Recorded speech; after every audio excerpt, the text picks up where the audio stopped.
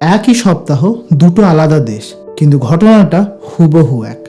গত সপ্তাহে আমাদের দুই পড়শি বাংলাদেশ এবং থাইল্যান্ডে এমন এক ঘটনা ঘটল যা সচরাচর বিশ্ব রাজনীতিতে দেখাই যায় না।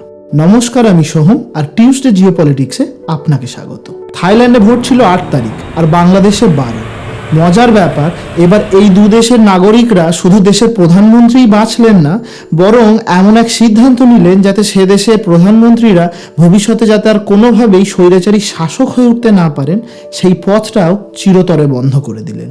আমি প্রধানমন্ত্রী বলে যেমনভাবে ইচ্ছা ভোট নিয়ন্ত্রণ করতে পারি, যতদিন ইচ্ছা মসনদে বসতে পারি, এই ভাবনায় একেবারে জল ঢেলে দিলেন।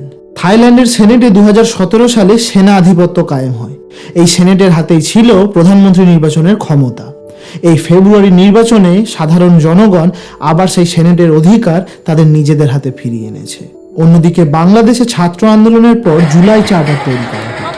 এই জুলাই চার্টার এবারের ভোটে পাশ করা হলো যাতে কোনো প্রধানমন্ত্রী ভবিষ্যতে 2 টার্মের বেশি একসাথে ক্ষমতায় না থাকতে পারেন। তাছাড়াও এবার বিরোধী দলগুলোর মতামত আরো বলিষ্ঠ করে তুলতে বাংলাদেশের পার্লামেন্টে একটার বদলে রাজ্যসভা এবং লোকসভার মতো দুটো হাউস তৈরি করা হবে। আর ঠিক এভাবেই সংবিধান আরো মজবুত করে দুটি দেশই বুঝিয়ে দিল কোনো কেষ্ট বিষ্টু নন, বরং দেশের আমজনতাই ঠিক করবেন দেশের ভবিষ্যৎ।